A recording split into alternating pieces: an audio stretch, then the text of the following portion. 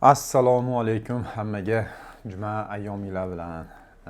Bugun ertamanda video ishlagan edik. 4 ta narsaga xursandman dedim. 5-inchisi bo'ldi. Allohga shukr. Juda ham xursand bo'ldim. Odatda podarkalar olib turamiz, sovg'alar. Kimgadir foydamiz tegsa, shu rahmat sifatida, boshqa sifatida sovg'alar berib turadi. Bugun to'g'risini aytaman, eng yaxshi sovg'alardan bittasini oldim. Rosa xursand bo'ldim. Bitta bemorimizga ozroq foydamiz tekkan ekan. Kelib rahmat deb Qur'on sovg'a qildi. Tajvidli mushaf.